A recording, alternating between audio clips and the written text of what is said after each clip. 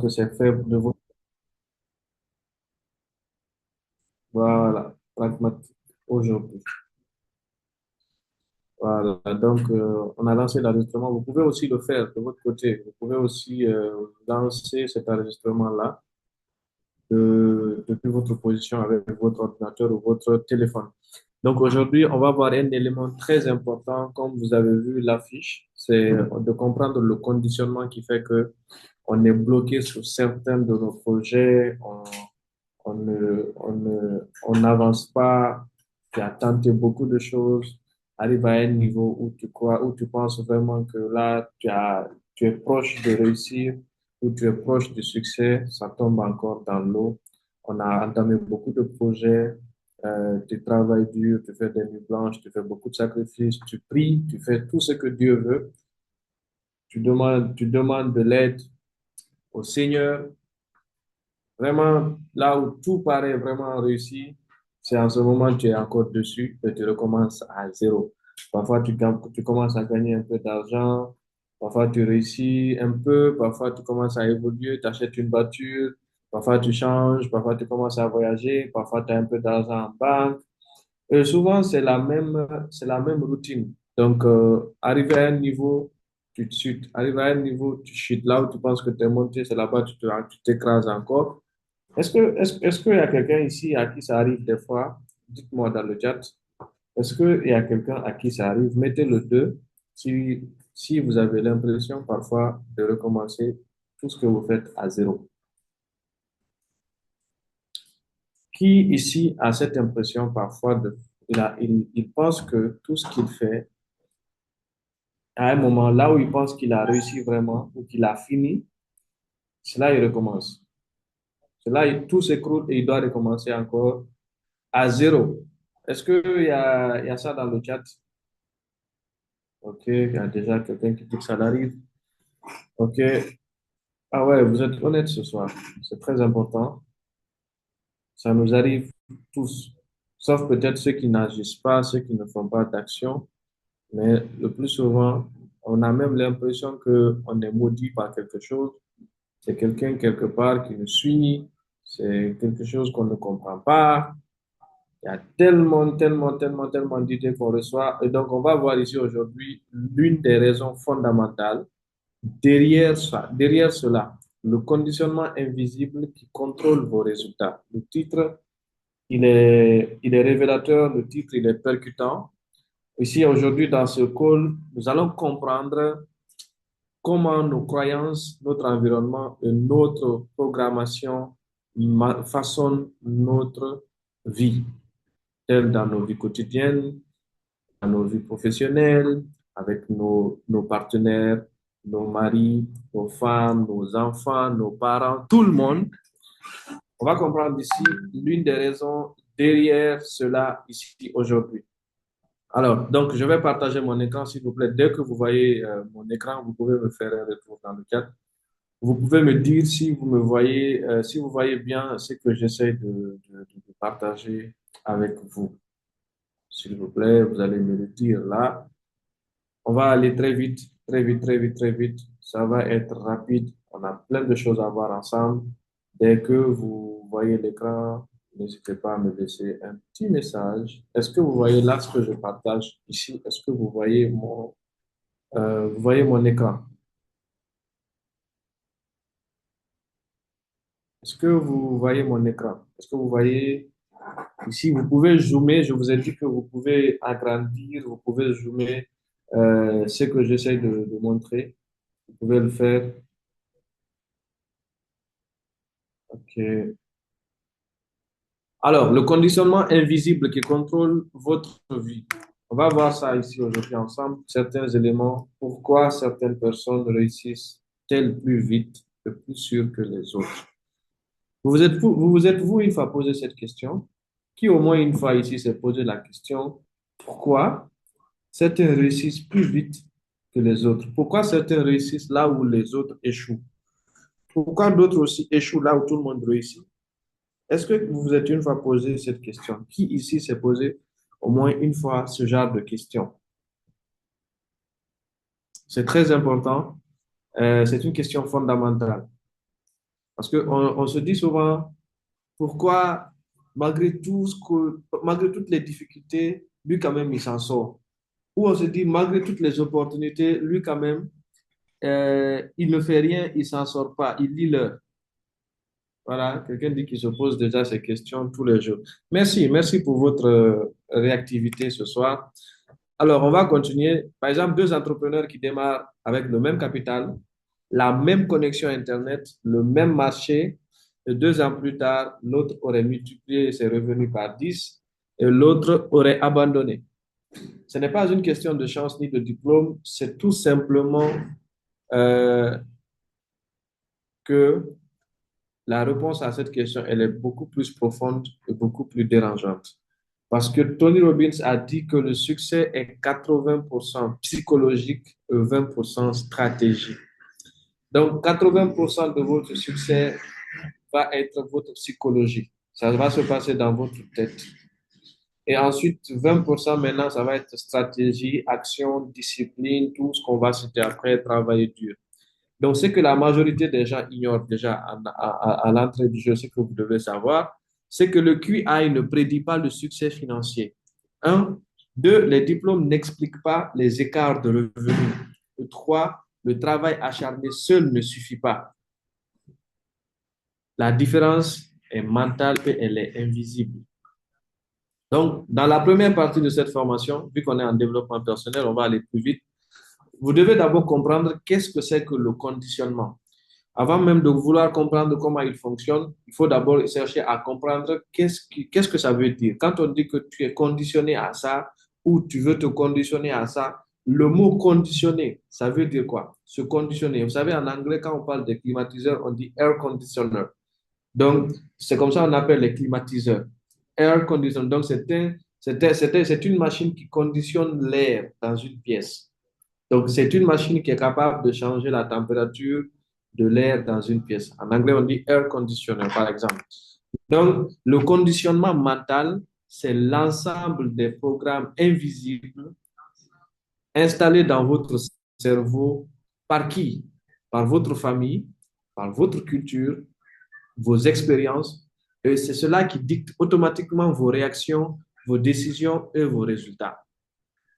On ne réagit pas tous de la même manière. On ne décide pas tous de la même manière. Nous n'avons pas tous les mêmes résultats. Pourquoi? Parce qu'on a été individuellement programmé de façon différente, conditionné mentalement de façon différente par soit les membres de notre famille ou notre culture ou nos expériences dans la vie. C'est cela qui fait qu'on est différent. C'est pas une question de courage, c'est pas une question de virilité, c'est pas une question de détermination.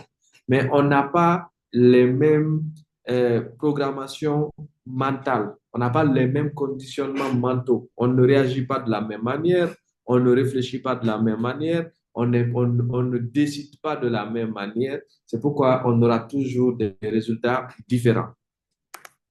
Donc, vous devez savoir dans un premier temps que cela est automatique. 95% de vos comportements quotidiens sont pilotés par vos programmes inconscients, par votre subconscient. 95% des actions que vous faites, votre attitude, votre comportement de tous les jours, de chaque instant dans la journée, c'est à pilote automatique. C'est-à-dire, un exemple, vous vous souvenez lorsque vous apprenez à faire du vélo. Maintenant, vous pouvez faire du vélo en écoutant de la musique, faire du vélo en pensant à autre chose, sans même que votre conscience soit sur le fait que vous êtes en train de faire le vélo, n'est-ce pas? C'est-à-dire, ça devient automatique. C'est comme faire ça, mettre votre ceinture, c'est automatique. Se brosser les dents, c'est automatique. Il y a tellement d'actions qu'on fait de façon automatique et inconsciente tous les jours. Ça, c'est automatique. On n'a même pas besoin d'y penser. On n'a même pas besoin de se préparer pour. On le fait de façon inconsciente et de façon automatique. Et ça, c'est piloté par notre subconscient. Deuxième chose que vous devez savoir, c'est répétitif. Parce que les mêmes croyances produisent toujours les mêmes résultats. Encore et encore, sans que vous le réalisez. On a des croyances qu'on pense ne pas avoir.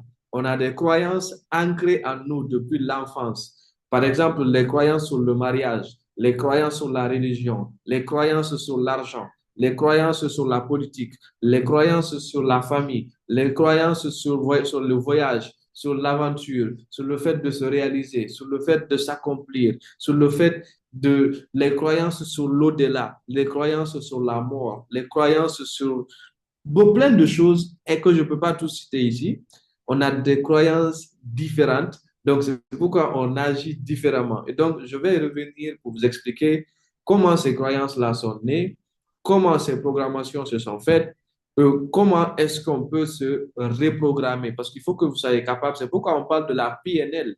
Certaines personnes enseignent catégoriquement, ils se sont spécialisés en PNL, la programmation neuro-linguistique. Et je pense que toute personne doit passer par là. Toute personne doit être capable de désapprendre, apprendre. Désapprendre, apprendre, désapprendre et réapprendre. C'est-à-dire, à chaque fois que tu constates que ce que tu as appris hier devient obsolète aujourd'hui, il faut que tu aies la compétence rapide et urgente de désapprendre pour laisser place à de nouvelles choses.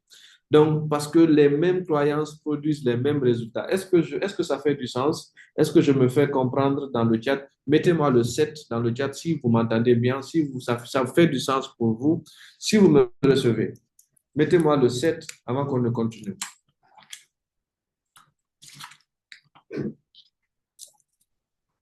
Merci pour vos retours. Ensuite, on a ici, troisième chose, c'est culturel. En Afrique comme ailleurs, c'est pas qu'en Afrique seulement. Allez-y voir. Si vous partez aux États-Unis, vous allez voir à quel point les Américains aussi sont conditionnés à leurs croyances, leur façon de faire. C'est pas seulement en Afrique. Allez en Asie, vous allez voir combien certaines personnes sont idiotes. Allez en Europe, vous allez voir combien certains blancs ne sont pas du tout intelligents. C'est-à-dire, vous regardez ce qu'ils font, vous regardez comment ils parlent, ce qui façon ils réagissent, vous dites que non, lui, ça ne va pas dans sa tête. Mais ça peut être aussi culturel. C'est-à-dire, ça peut être culturel. Donc, c'est pourquoi quand on vous dit d'être tolérant, c'est-à-dire, vous devez comprendre que vous êtes différent de tout le monde et tout le monde est différent de vous. C'est d'accepter la différence. Accepter que vous ne voyez pas tous les choses de la même manière et ça ne doit pas faire de vous des ennemis. Mais actuellement, il y a des gens ils sont tellement intelligents, ils pensent que si tu n'es pas d'accord avec ce qu'eux, ils pensent, si tu n'es pas d'accord avec leur point de vue, tu es contre eux, tu es leur ennemi. Non, on peut être très d'accord sur beaucoup de points, peut être pas d'accord sur quelques points de vue. Parce qu'on n'est pas, on n'a pas grandi peut-être de la même manière, on n'a pas les mêmes gènes, on n'a pas les mêmes ADN, on n'a pas le même héritage transgénérationnel. Il y a tellement d'éléments qui font que une personne et toi, vous pouvez être différents. Ton enfant et toi, vous pouvez être différents pour des milliards de raisons. Donc, en Afrique comme ailleurs, les messages profonds, par exemple sur l'argent, le succès, la valeur personnelle sont transmis dès l'enfance. Donc, souvent, c'est dès l'enfance que la programmation se passe. C'est pourquoi on vous a dit, même dans les religions, apprenez la religion à vos enfants dès qu'ils ont 7 ans, très tôt, bien avant ça même, apprenez-leur c'est quoi la religion. Apprenez-leur c'est quoi la bonne conduite. Chauffez-leur à partir de cet âge-là. N'attendez pas qu'ils prennent conscience pour vouloir leur faire comprendre ce qu'ils doivent faire, ce qu'ils ne doivent pas faire. Non, ça se passe depuis tout petit. C'est pourquoi Robert Kiyosaki a dit, si vous venez d'une famille pauvre, c'est-à-dire vous risquez à 4, vous avez plus de chances, plus de probabilité d'être pauvre. C'est pourquoi il a dit qu'il est parti même jusqu'à dire que la pauvreté se transmet génétiquement. La manière dont certaines maladies se transmettent génétiquement, la pauvreté aussi peut se transmettre génétiquement. Si tu viens si tu viens d'une famille, des ancêtres, d'une descendance de pauvres, c'est qu'il y a de fortes chances qu'il y ait des gènes que tu portes, des gènes de pauvreté dans ton corps, dans ton ADN. Exemple concret, par exemple, si vous décidez de lancer votre business, il y a une voix au fond de vous qui vous dit tout de suite que ce n'est pas fait pour toi. Dans ta famille, personne n'a jamais réussi à faire ça. Donc ça, c'est ton conditionnement qui parle à ta place. On va voir maintenant ici un schéma très simple qui va vous aider à comprendre comment cela s'explique. Comment s'explique la programmation, comment s'explique le conditionnement. Par exemple, comment notre cerveau est programmé depuis l'enfance. Il y a ce schéma que vous devez prendre en compte. Vous pouvez le capturer si vous voulez, vous pouvez le garder. C'est une sorte de quadrant. On a quatre niveaux. Par exemple, la naissance, c'est le moment où le cerveau il est en réception totale. On est tous ignorants. On est tous euh, avec zéro connaissance. On nous apprend tout dans la vie. Quand on est, on ne sait rien, on ne connaît rien, on nous apprend tout. Parce que la première fois qu'on a eu une bouffée d'oxygène, nos poumons se sont écartés. C'est pourquoi on pleure quand on est nouveau-né. À la naissance, on pleure parce que même la respiration fait mal.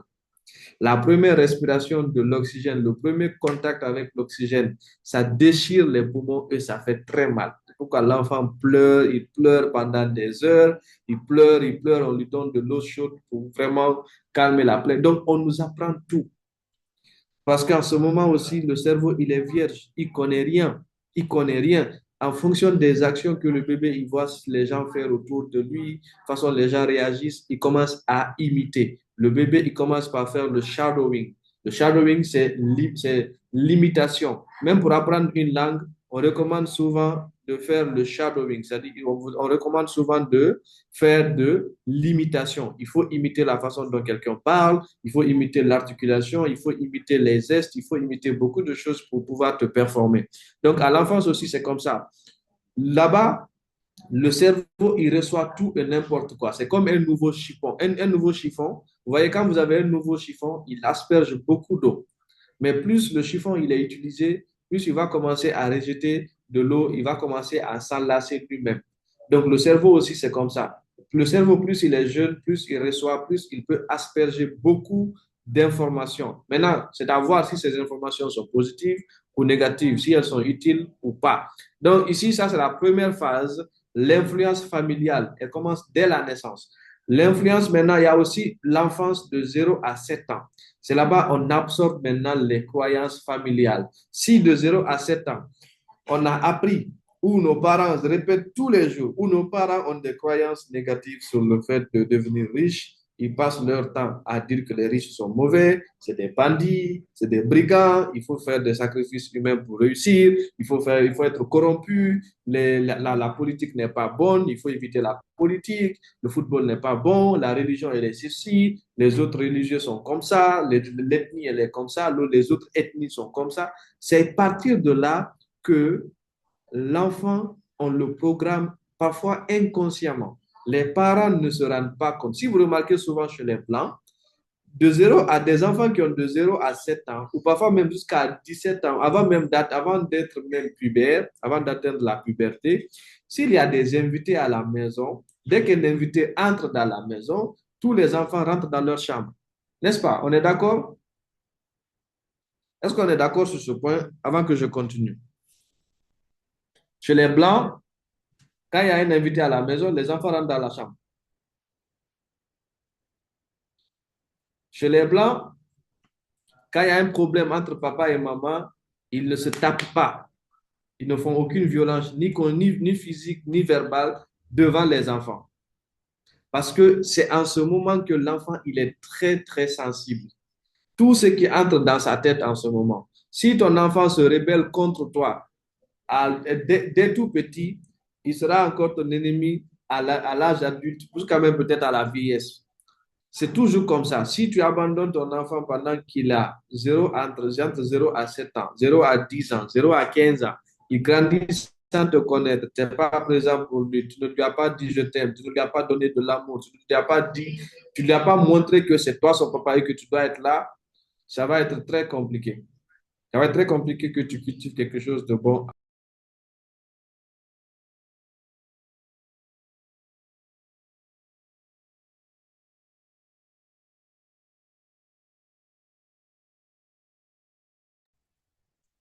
Ok, oui, merci. Excusez-moi.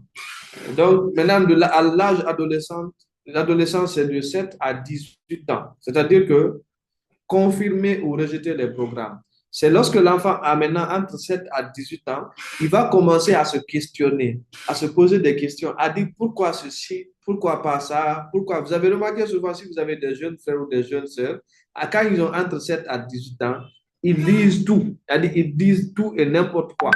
Et c'est-à-dire parce qu'ils ne sont pas là en train de se juger dans la tête.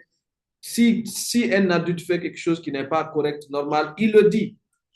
C'est-à-dire l'enfant, il a un âge où il ne cache pas. C'est-à-dire il ne cache pas ce qu'il pense. Parce que il ne connaît pas d'abord le fait d'être jugé, on ne l'a pas intimidé, on ne l'a pas dit arrête ça, ne dis pas ça, ne dis pas ce que tu penses, il faut garder pour toi, ne blesse pas les autres, ne les corrige pas, ne les rectifie pas.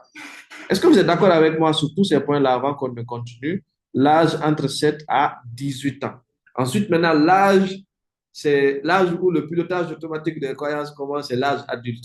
Maintenant, pour certains, ce n'est pas forcément les âges-là qui sont respectés. D'autres, ils deviennent très vieux très tôt. C'est-à-dire, il y a des gens, ils sont devenus adultes très tôt. Les circonstances de la vie les ont pas permis de vivre leur âge. Ils ont plutôt vécu l'âge des personnes qui sont adultes alors qu'ils sont très jeunes. Certains vont se retrouver dans ce cas où la vie te secoue, la vie te donne des coups, la vie n'a pas pitié. C'est comme une fille, dès qu'elle atteint l'âge de voir vraiment ses règles, la vie s'en fout, la nature s'en fout, qu'elle soit prête, qu'elle soit pas prête, quand ce moment ça va venir, qu'elle soit propre ou pas propre, quand ce moment ça va venir, qu'elle soit intelligente ou pas, qu'elle prenne soin d'elle ou pas, ça va venir. Donc la vie aussi, c'est comme ça. Dès que tu te mets sur son chemin, si tes parents t'ont pas préparé, nous n'ont pas préparé ton avenir, dès que tu grandis, la vie va commencer à te chicoter, à te secouer. Et c'est comme ça. Ensuite, on va avancer avec la partie suivante. Les sources maintenant de programmation. Les phrases qui sont répétées par les parents, c'est les sources de programmation. Les phrases que vos parents répètent. Est-ce que vous êtes né dans une famille où vos parents critiquent les riches, ils critiquent la politique, ils critiquent l'actualité, ils discutent tout le monde, ils critiquent tout le monde? Il y a de fortes chances que vous soyez une personne, un jeune ou un adulte très, très négatif. Et ça, c'est pas du tout bien, c'est pas du tout bon. Est-ce que on est d'accord sur ce point-là? Avant qu'on ne continue, je vais voir dans le chat. Est-ce qu'il y a, est-ce que ça fait du sens pour vous?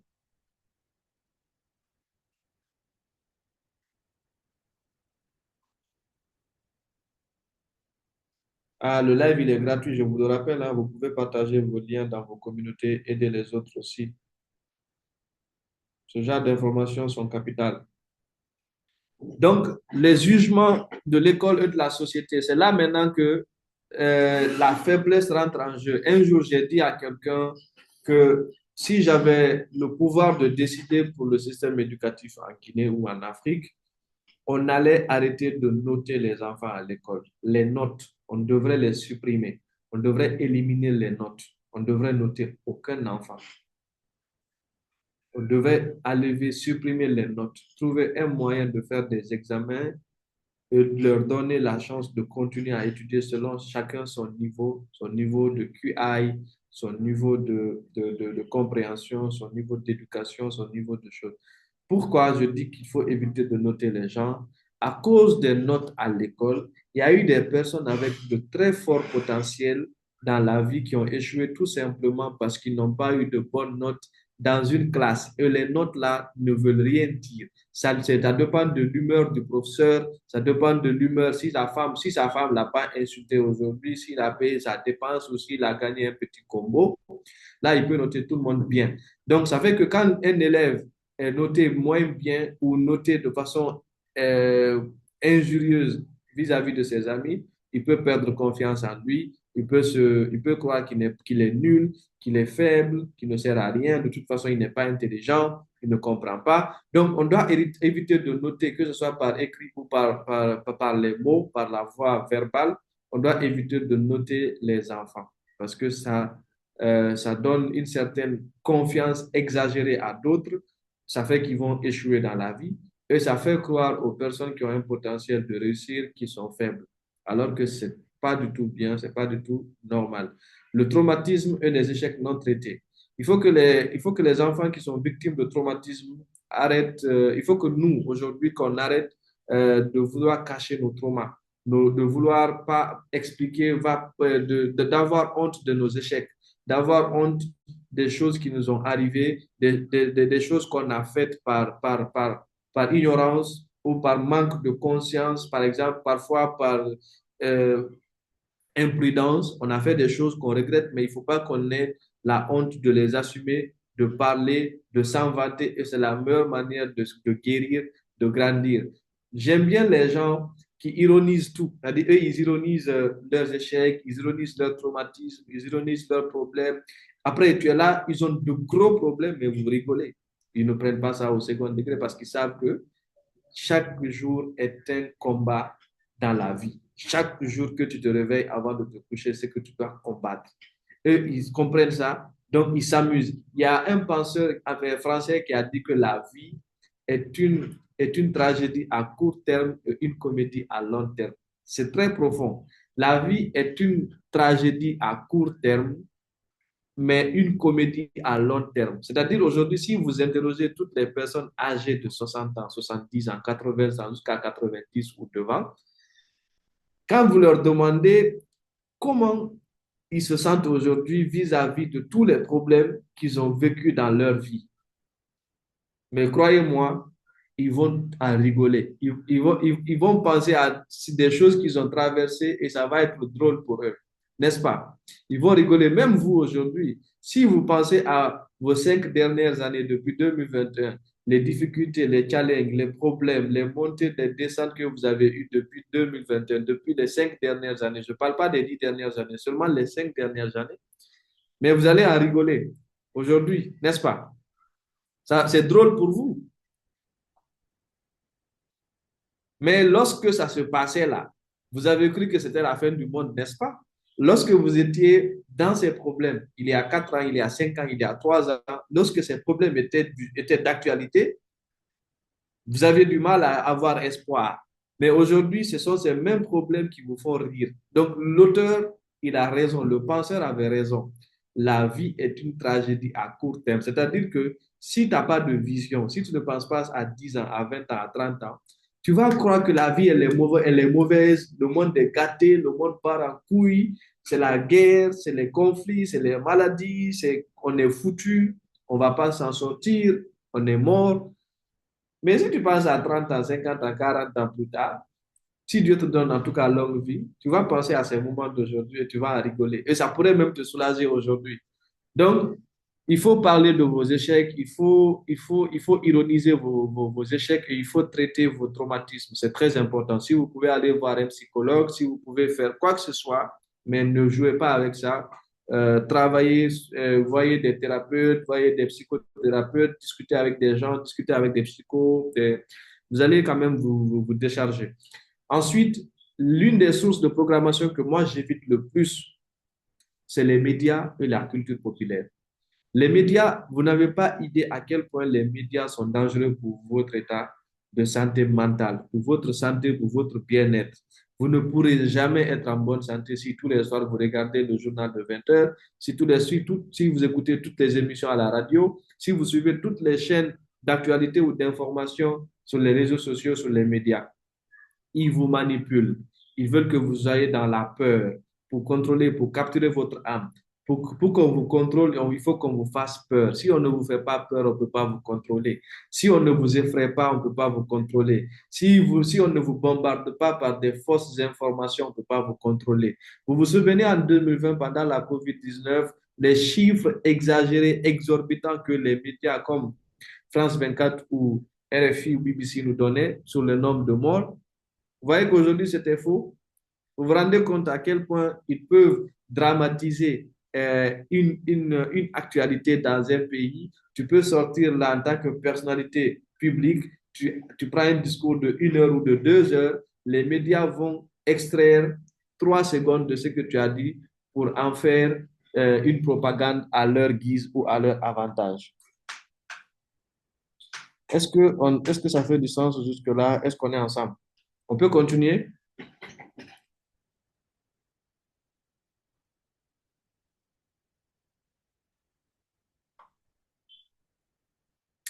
OK. La culture populaire. La culture populaire, c'est très dangereux. La culture populaire, c'est quelque chose dont, parce que tu as trouvé les habitants de ton quartier, tu es né, tu as grandi, tu as trouvé que c'est comme ça, toi aussi tu acceptes que c'est comme ça. Tu ne poses pas de questions, tu ne cherches pas à savoir pourquoi c'est cela, pourquoi c'est pas ça. Vous devez même vous poser la question de savoir pourquoi le soleil se couche à l'est pourquoi il se lève à l'est pour se coucher à l'ouest, pourquoi il y a les saisons qui s'alternent, pourquoi on dit que c'est 6 mois de saison pluvieuse, 6 mois de saison sèche, pourquoi pas ces 5 mois et 7 mois, pourquoi pas 4 mois et 8 mois. Pourquoi? C'est-à-dire que vous devez vous remettre en question sur tout et pour tout. C'est ainsi que vous allez avoir la liberté. Vous devez vous poser des questions. Pourquoi ceci? Pourquoi cela? Pourquoi tout? Sinon, vous allez être des personnes, des gens qui suivent le troupeau. Et pour suivre le troupeau, il faut être un bétail. Et j'espère que vous n'en êtes pas un. Ensuite, maintenant, les exemples de messages reçus, c'est souvent, on dit l'argent ne pousse pas dans les arbres. Toi, tu penses que l'argent est facile à avoir, tu penses que l'argent est facile à gagner, les temps sont durs, la conjoncture est compliquée. Ah non, ça galère. Vous voyez, c'est des petits mots qui renforcent vos croyances dans vos têtes. Vous n'allez pas voir un riche, quelqu'un qui s'en sort bien dans la vie, quelqu'un qui est en vibration positive, quelqu'un qui est sur des fortes fréquences, passer toute la journée à dire, oh man, ça galère, tu sais, actuellement les temps sont durs, je n'ai pas d'argent, je m'en sors pas bien, je manque de ci, je manque de ça. Non, non, les gars, arrêtez de parler, arrêtez de croire. Excusez-moi, j'ai interrompu. On y va, les gars.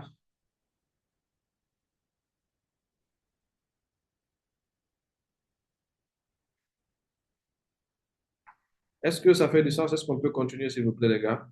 Dites-moi si le retour est bon pour vous.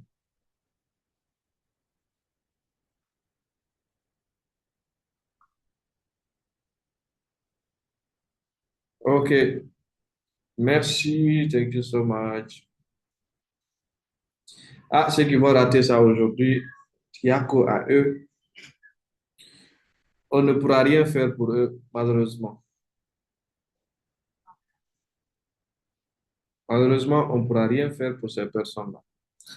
Donc, arrêtez de vous répéter souvent que les temps sont durs, la conjoncture est compliquée, le pays est comme si, le pays est en transition, le président ne travaille pas. Évitez tout ce qui est négatif. Arrêtez de parler de ce qui vous manque, parlez de ce que vous avez, parlez de ce que Dieu vous a gratifié, le souffle de vie, la vue, les yeux que vous avez, l'eau, vous entendez, vous pouvez faire du mouvement, vous pouvez vous tenir debout. Vous pouvez, il y a tellement de choses pour lesquelles on doit être en gratitude que si on s'asseyait pour ne penser qu'à seulement ça, on n'allait jamais, plus jamais demander quoi que ce soit à Dieu, quoi que ce soit à la vie, quoi que ce soit aux ancêtres. Ça dépend de qui, à qui vous demandez. Mais si vous êtes en gratitude, si vous décidez de faire un exercice, vous vous asseyez pour évaluer seulement les choses que la vie vous a offertes actuellement, vous allez comprendre que vous êtes tellement riche que vous ne devez encore prier pour rien, si ce n'est que pour remercier et être en gratitude. Est-ce que vous êtes d'accord avec moi? Est-ce que vous êtes d'accord avec moi? Est-ce qu'il y a quelqu'un dans ce Zoom qui serait prêt à échanger une seule partie de son corps contre 1 milliard de dollars? Je ne pense pas, si on est très sérieux quand même. Est-ce qu'il y a quelqu'un dans ce live qui serait prêt à échanger ses 2 yeux pour avoir la fortune d'Elon Musk? Il y a quelqu'un qui serait capable de faire ça? Dites-moi. On te dit tout de suite, bah viens, on prend toute la fortune de Musk qu'on te donne, mais on va te prendre les 2 yeux. Qui est prêt pour ça?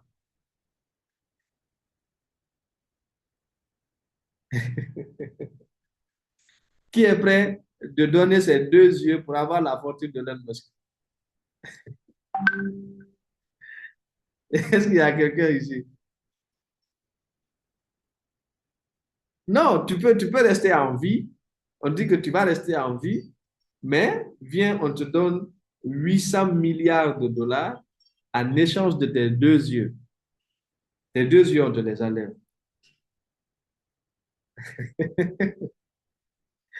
Maintenant, avec toutes vos plaintes que vous avez en vous quelque chose, quelque chose que même la fortune de l'homme le plus riche au monde ne peut pas acheter.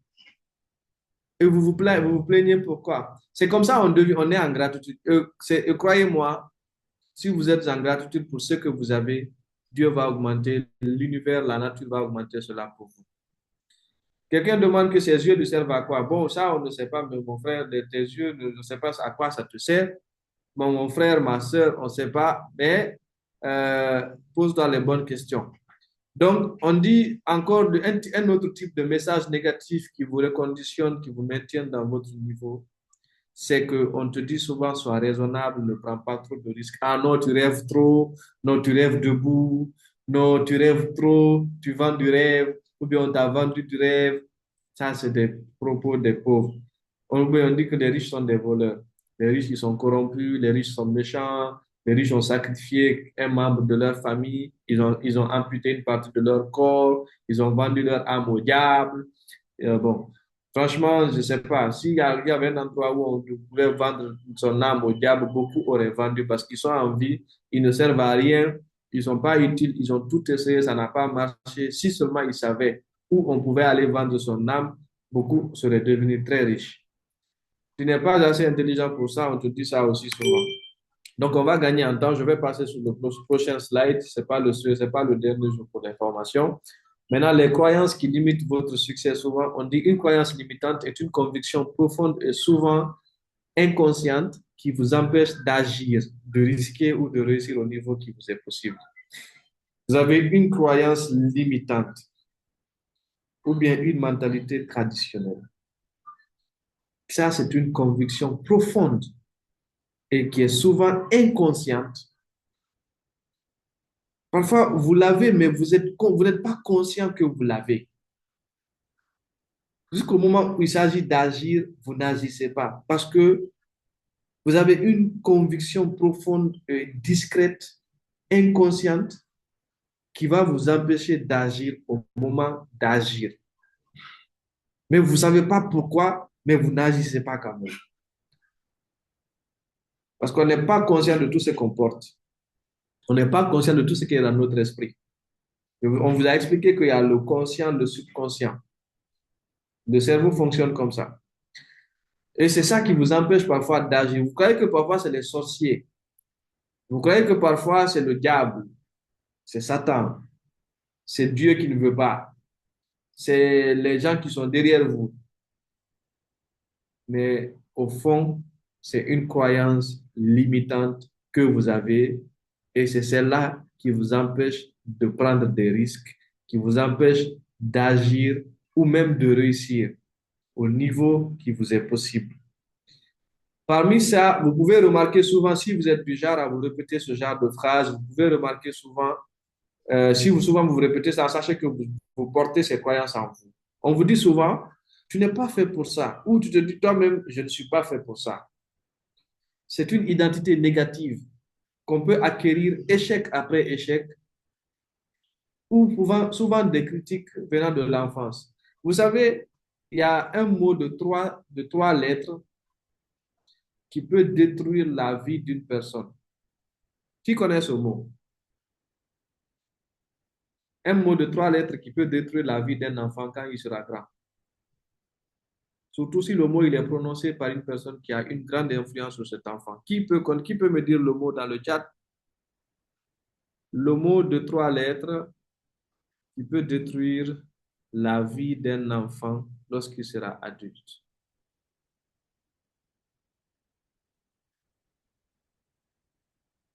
Le nom, non, tout sauf ça, c'est pas ça.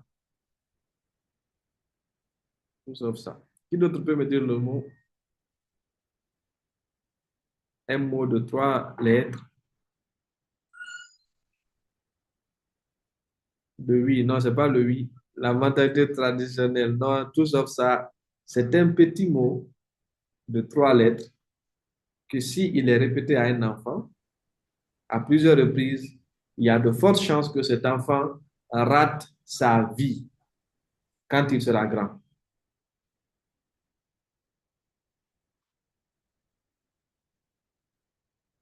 Qui connaît le mot? C'est un mot de trois lettres. Vous ne voulez pas jouer au jeu?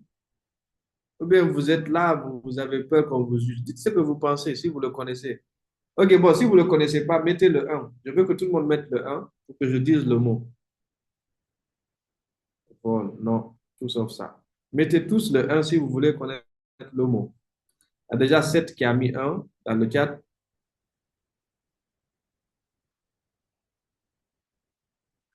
Et là, je m'amour de Balde aussi. KN a mis un. Connaître le mot, mettez le un. Voilà, les autres ne veulent pas mettre. Apparemment, ils savent, ils ne veulent pas dire, et ils ne veulent pas que les autres le sachent aussi.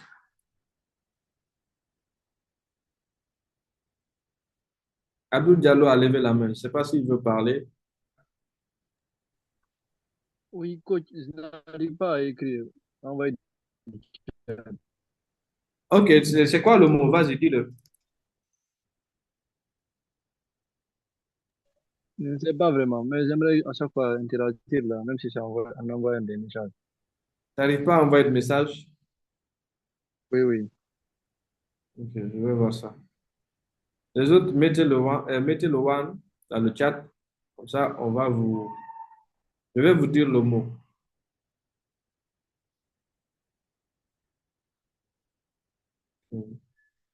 Ah, là, le chat, il est ouvert à tout le monde. Ok, le mot, c'est nul. N-U-L. À force de dire à un enfant qu'il est nul, déjà, s'il vous plaît, ne le dites pas. Ne le dites jamais. Dites à votre enfant que ce qu'il a fait, c'est nul. Que ce qu'il a dit, c'est nul. Que ce qu'il a montré, c'est nul. Ce qu'il a préparé est nul. J'ai dit un mot. Dites à votre enfant que ce qu'il a dit est nul. Ce qu'il a fait est nul. Vous pouvez dire, vous pouvez vous permettre, mais ne vous permettez jamais de dire que lui, il est nul ou elle, elle est nulle. S'il vous plaît. S'il vous plaît, nul et tout l'ensemble des mots similaires ou synonymes à ça, faible, vaurien, nul, je ne sais pas à quoi d'autre, jugez leurs actions, mais s'il vous plaît, évitez de les juger eux en tant qu'être, en tant que personne. Sinon, ça va jouer sur eux dans la vie plus tard. Il y a des gens aujourd'hui, à la moindre difficulté, ils abandonnent parce qu'ils se souviennent un jour, leur professeur, leur maman, leur papa, leur frère leur avait dit depuis longtemps qu'il ne vaut rien. Toi, tu ne vaux rien. Et donc, il n'est plus persévérant. Dès que ça commence à chauffer, il abandonne. Parfois, dès le premier échec, il dit, bon, de toute façon, je savais. Au fond, il le sait. Même s'il décide parfois de prendre plus de courage, de se donner souvent à fond, mais il y a cette conviction en lui, interne, cette croyance limitante profonde, parfois discrète et inconsciente dans son âme, dans son être, qui fait qu'il ne se donne pas à fond parce qu'il sait déjà qu'il ne vaut rien. On dit que ce n'est pas possible en Afrique. Voilà l'une des deuxièmes phrases qui sont souvent répétées. Donc, c'est un conditionnement géographique qui utilise le contexte comme excuse permanente. Tu vois le pays, tu vois comment je vais dire ça, les chiffres montrent que les indices de développement, les PIB, les PNB prouvent que c'est pas un continent qui a de l'avenir, le pays n'a pas d'avenir. Et donc, ça aussi, c'est des phrases qui justifient, qui se basent sur la situation géopolitique, géographique ou autre chose pour vous freiner, pour garder votre esprit en pause. Vous pouvez lire le livre bon, excusez-moi, euh, comment je plus malin que le diable. Vous pouvez le lire et puis comprendre ce que j'essaie de t'expliquer ici. Ou bien il y a des gens qui disent aussi, bon, je dois d'abord avoir plus d'argent. Lorsque j'aurai l'argent, je vais démarrer, je vais commencer, je vais lancer mon entreprise, je vais commencer mon projet, je vais entreprendre lorsque j'aurai de l'argent. C'est la croyance que les ressources précèdent l'action, alors que c'est l'action qui attire les ressources. C'est comme les gens qui disent que quand je vais gagner l'argent, je vais entreprendre, alors qu'il faut entreprendre pour gagner l'argent. C'est comme les gens qui disent souvent, quand je vais réussir, je vais avoir de l'énergie, je vais être passionné, je vais être discipliné. Quand je vais déménager, je vais commencer à me réveiller très tôt. Quand je vais quitter l'Afrique, quand j'arrive en France, aux États-Unis, au Canada, je vais commencer à aller pour faire le sport, je vais commencer à économiser quand je vais gagner beaucoup d'argent, alors qu'il faut économiser pour gagner beaucoup d'argent. Vous voyez un peu l'inverse? Ceux qui disent ils vont commencer à économiser lorsqu'ils auront beaucoup d'argent, ils oublient que c'est en économisant le peu qu'ils gagnent aujourd'hui qu'ils vont en avoir beaucoup.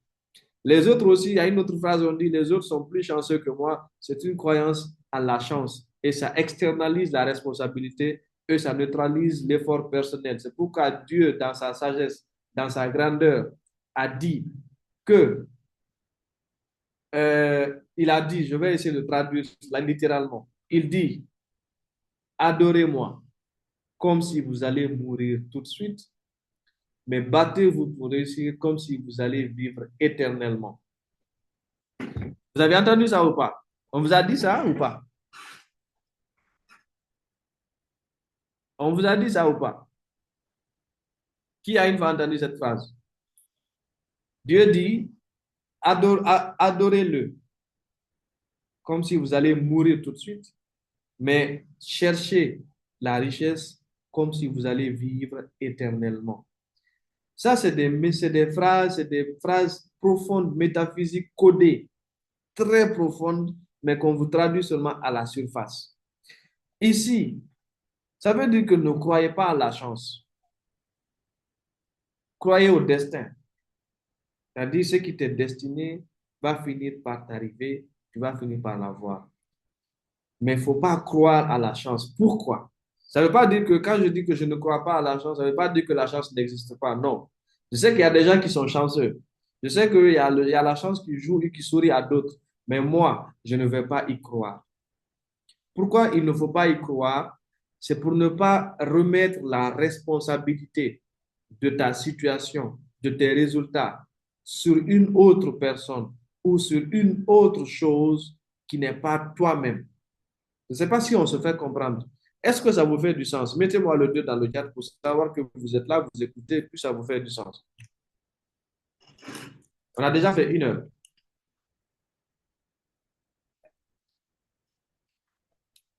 C'est extrêmement important.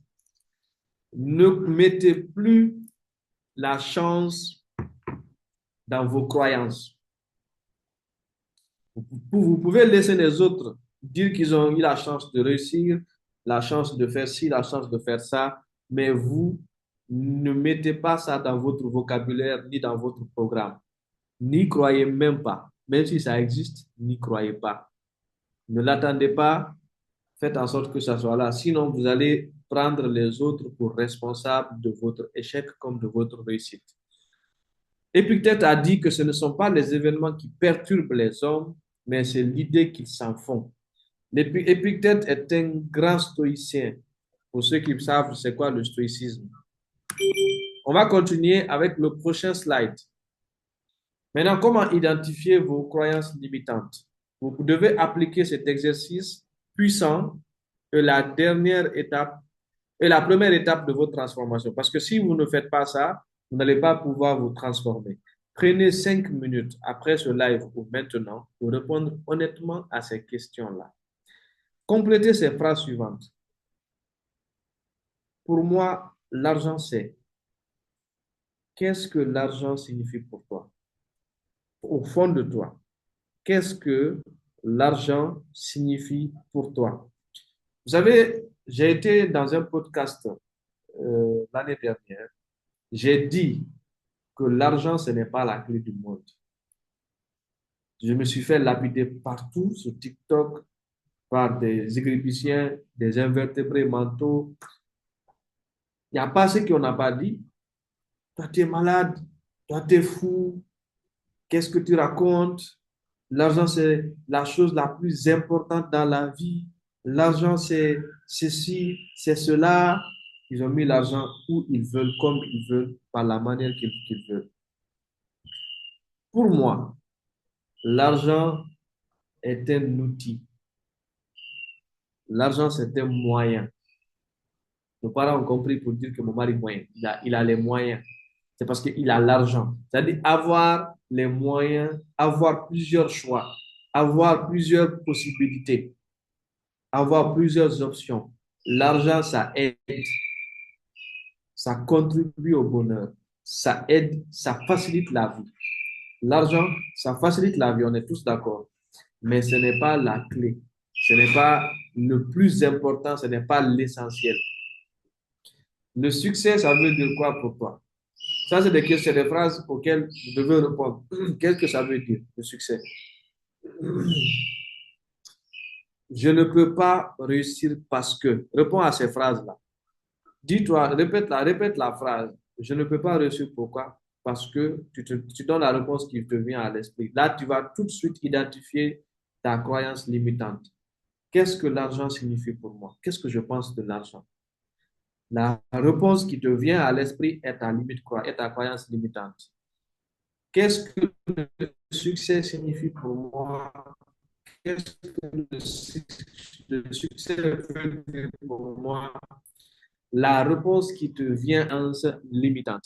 Ensuite, le deuxième niveau de l'exercice, c'est d'observer vos réactions. Quand vous voyez quelqu'un réussir, comment vous vous sentez?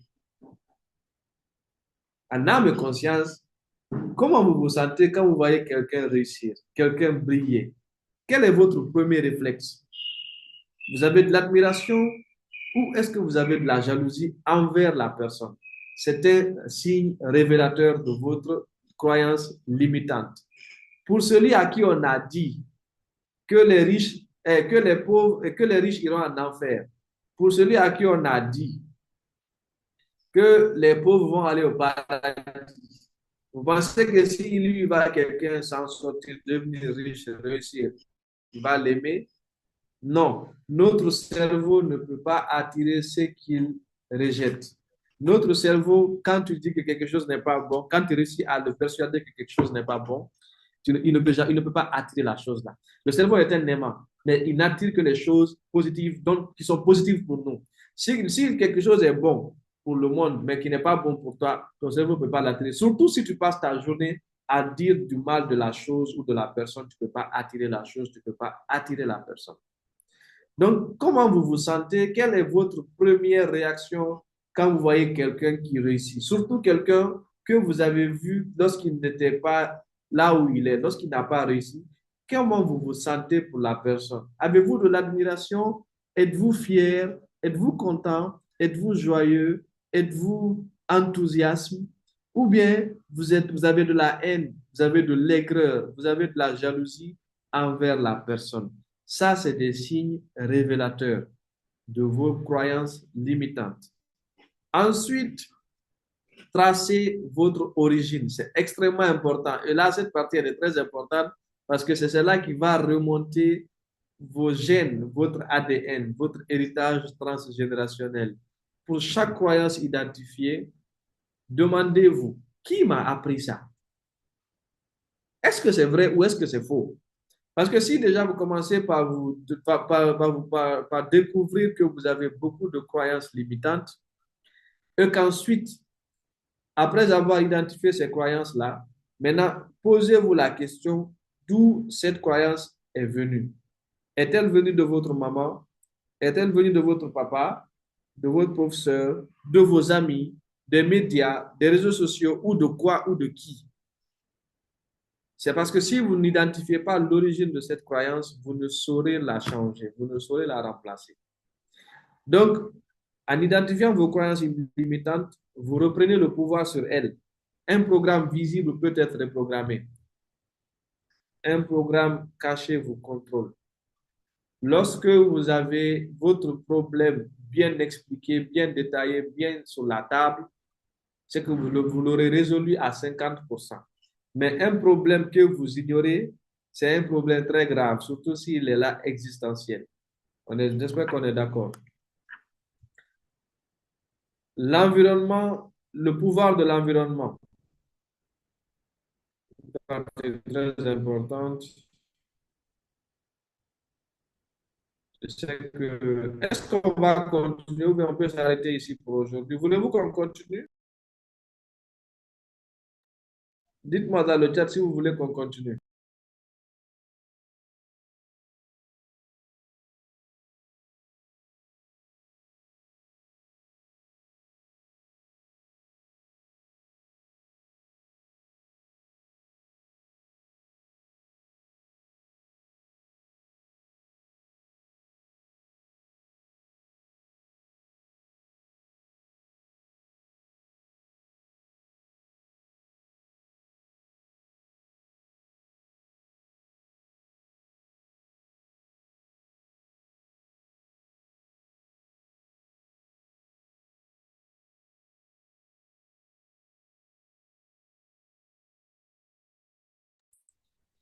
Est-ce qu'on peut continuer? Merci, merci, guys. On dit de continuer. Alors, on va continuer. Le pouvoir de votre environnement. Souvent, les gens disent que, bah, tu sais, moi, même si mes amis sont pas sérieux, ils sont pas conscients, ils sont pas trop, ils n'ont pas pris conscience. Moi, en tout cas, je suis différent des gens autour. On attire les personnes qui me ressemblent ou qu'on veut ressembler. C'est la loi de la vie. Euh, le pouvoir de l'environnement. C'est votre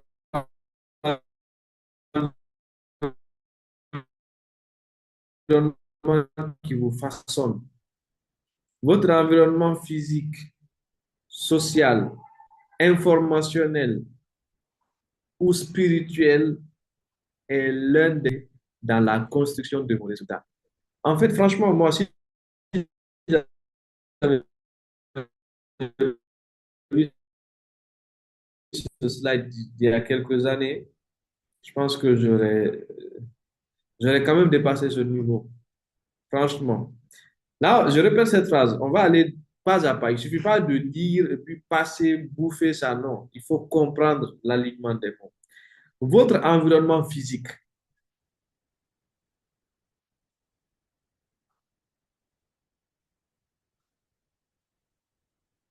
Votre environnement physique, c'est quoi? L'environnement physique, c'est l'ensemble des choses ou des personnes qui vous entourent quotidiennement, permanemment. Là où vous dormez, la dernière fois dans l'autre Zoom, j'avais parlé de ça. À quel point la pièce dans laquelle vous passez la nuit où vous dormez a une influence sur vos activités, sur vos résultats. Le lit, les oreillers, est-ce que votre pièce a de l'humidité de votre pièce? Est-ce que le matin, il y a des rayons extrêmement importants? Est-ce qu'on est ensemble ici? Est-ce qu'on s'entend d'abord avant que je continue?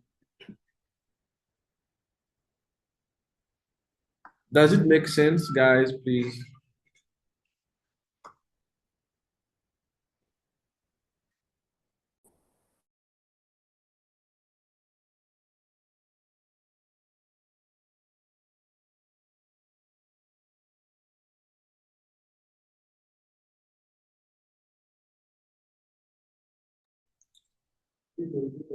Est-ce qu'on peut continuer? Dites-moi si le son il est bon pour vous.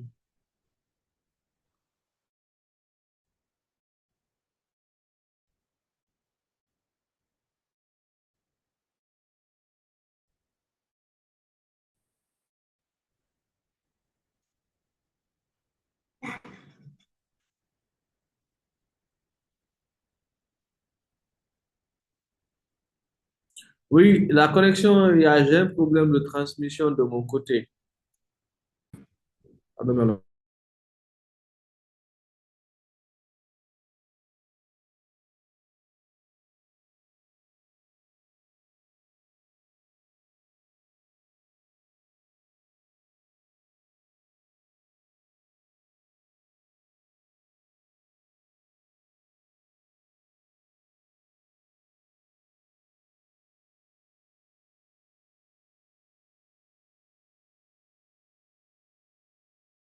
A été interrompu. On a un problème d'Internet. Est-ce que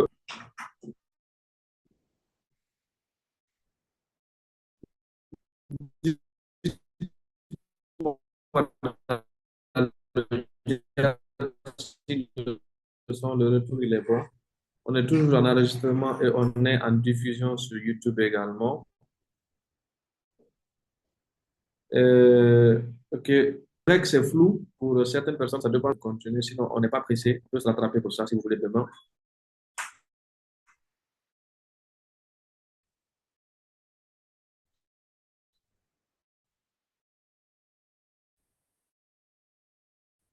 Mais j'ai vraiment envie que vous compreniez bien ce contenu, parce qu'il est extrêmement important. Ah oui, c'est vrai, 1h15 aujourd'hui. On va reprogrammer la suite parce que là,